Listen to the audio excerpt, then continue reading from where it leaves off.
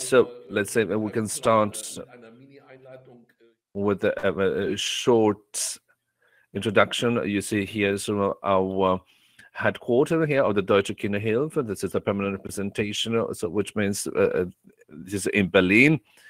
So which means that we're all together, and for us this is a very important work that we try to carry out. It's not a kind of lobby, but of course we try to do our best in order to improve from there. So it's very important that you see the contracts and all different contacts, and so that's the reason why, of course, we wanted to show you all that.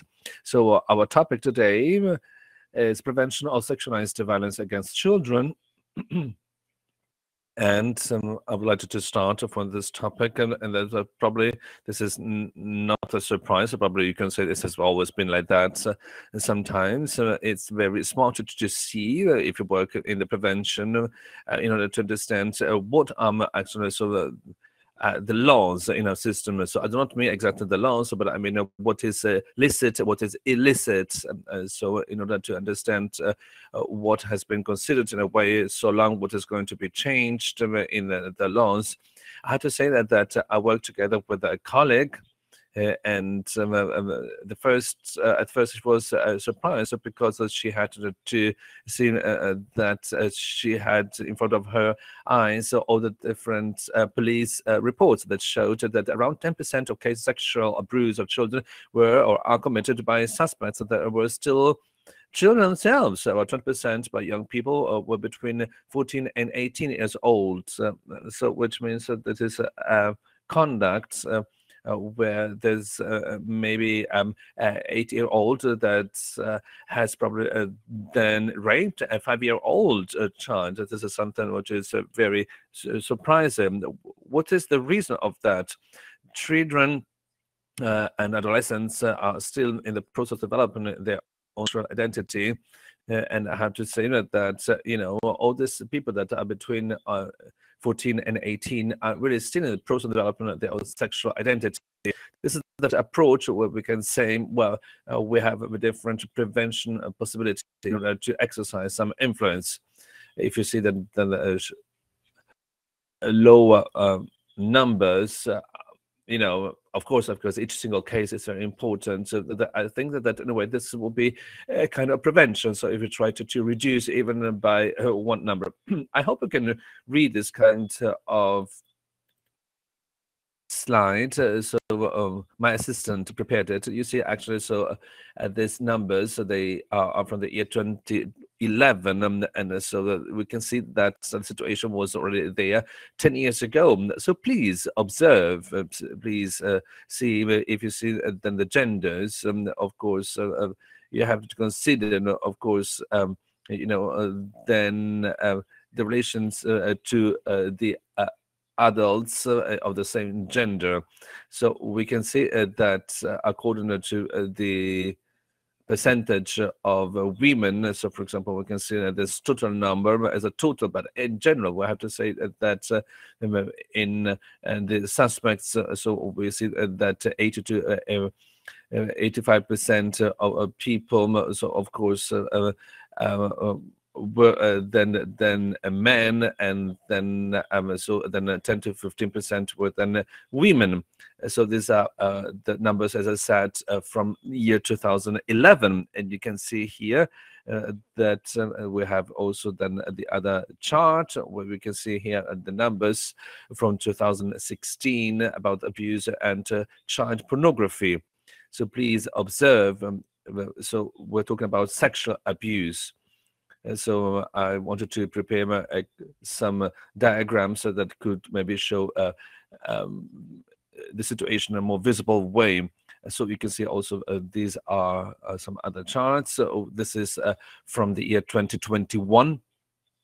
And so we can see that probably were based on the reports from 2020. So we can see that actually, so we can see different possibility to approach, to start a new approach. So you can see then the diagrams, so it's much easier to understand. You see, as for child pornography, please observe that before 2016 it was a different conception. So that's why we have now the first data started from 2016, but so you can see that these numbers 2021 have then increased, and then over the years they came then to a much higher percentage in 2021.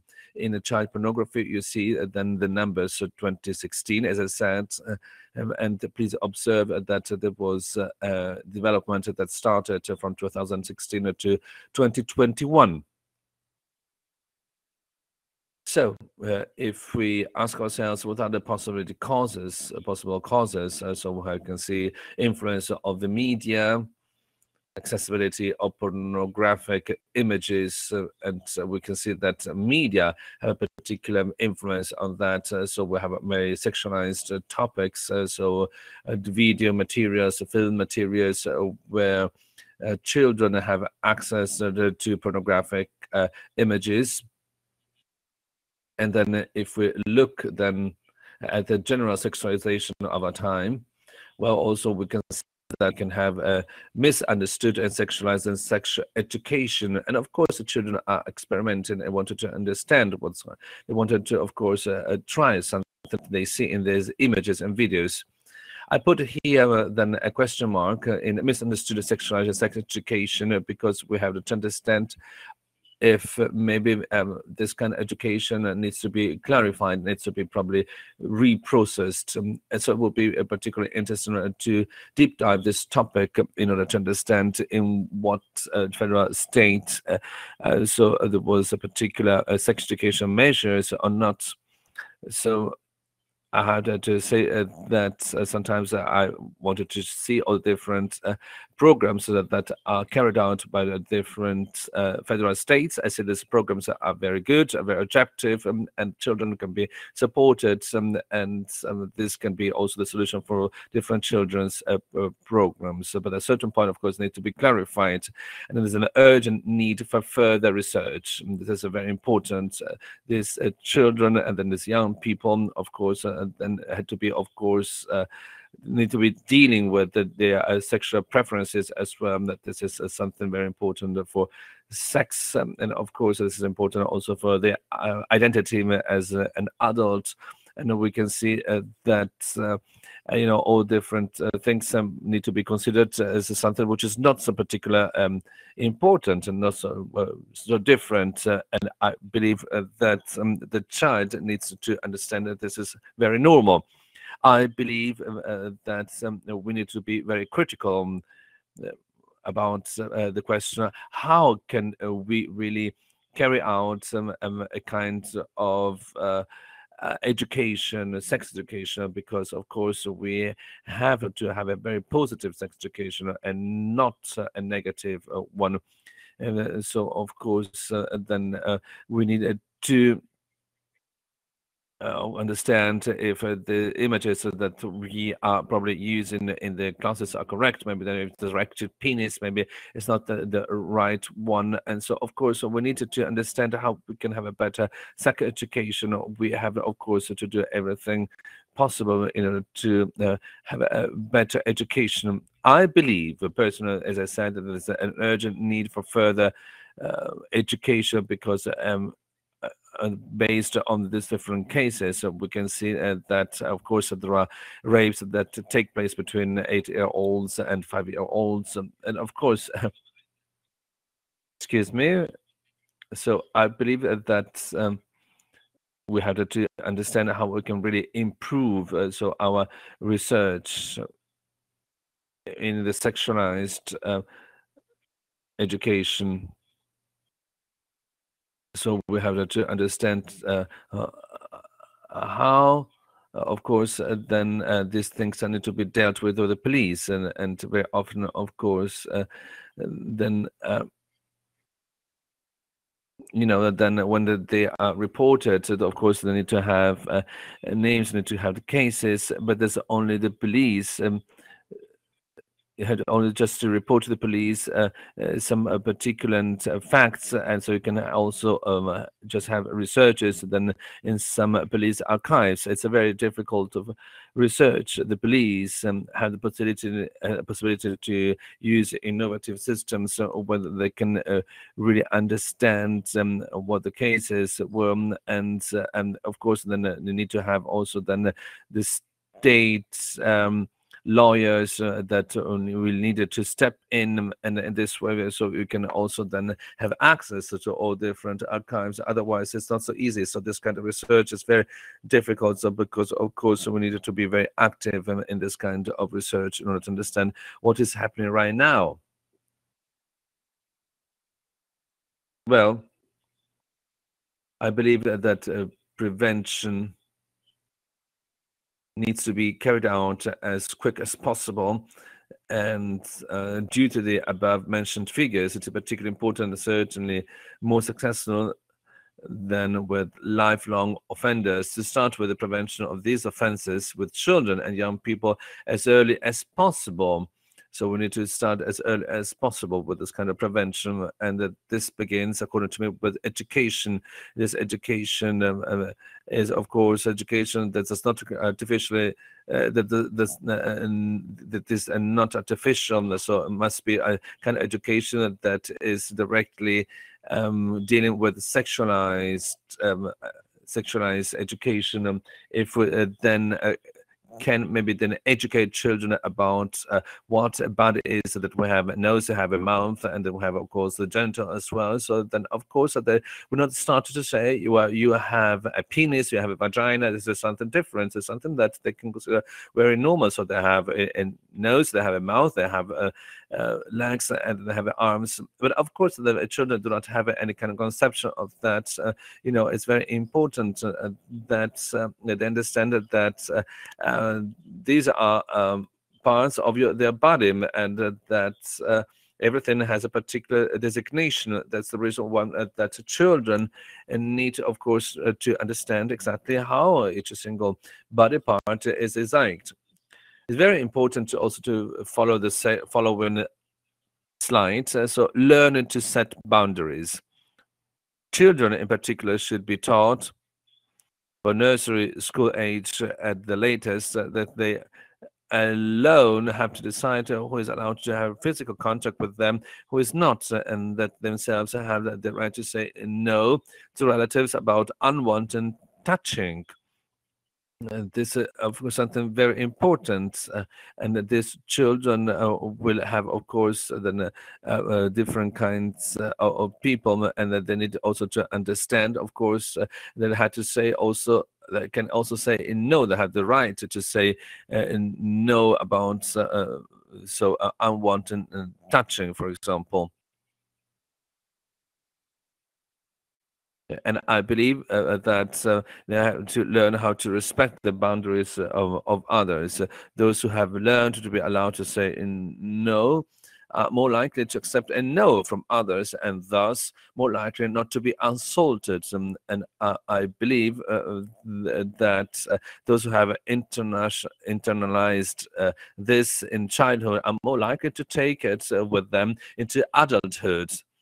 And of course, this child and this young person, of course, will have also the possibility also to protect themselves from violence. The parents and educators of the children and the later adolescents must be picked up, must be taken along, must be accompanied. Especially something that, of course, we can see, for example, in the education, for example, in nursery schools, and so on. This is something that needs to be done. It's very important that, of course, children learn that they have the right to say no, and of course, then they, of course, can say no.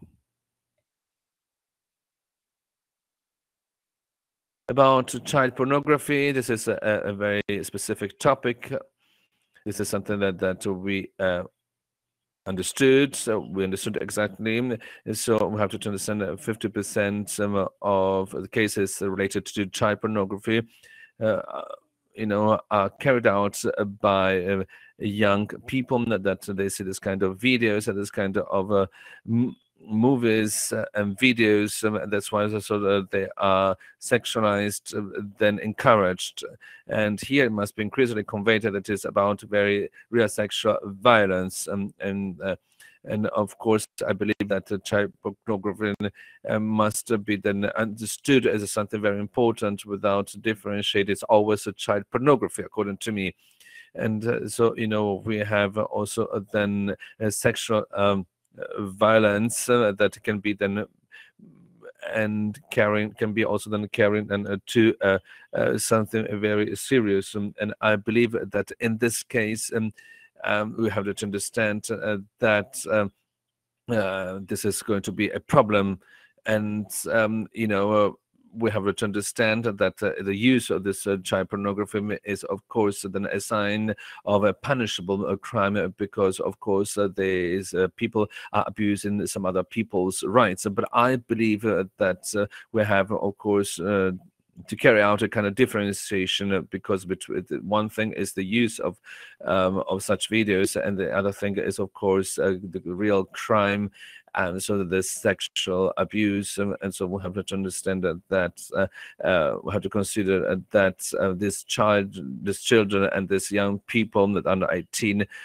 can be then one day the suspicious of crimes. It can be the real perpetrators of crimes. But I believe that the police is working very well, because so they are differentiating, of course, these things. So of course we need to deep dive this kind of topic. But just to say that we wanted to convey children that are not just images, but of course these are, of course, an abuse of some other people's or some other children's rights. And this is something that needs to be, of course, considered. And we see the programs of the so-called PK, the Police Crime Prevention of the Federation and the federal states, and I believe that we need to have also the use of media scouts, and of course then we need to consider the role of parents and the children that need to be, of course, aware of this kind of problem.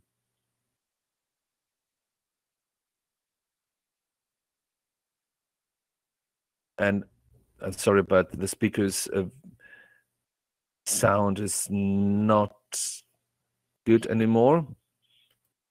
Let's see now the protection concepts. Protection concepts play an important role in the prevention of sexual abuse, but must actually be lived in practice. As we heard then before, there is a need for accountable representatives in everyday care centers, schools, associations that works with children. We see then, of course, then in a single day care center, so we need to live the experience. The sound of the speaker is unfortunately not so good. We see that normally, so of course, these educators in these daycare centers have to advise individual cases, and have also then to continuously check and develop the premises and the organization or procedures with a view of protecting children from sexualized violence. However, I believe that these educators they shouldn't just wait that somebody reports something to them, but they have also then to identify particular maybe sexual assaults, then what can do to deal with the situation.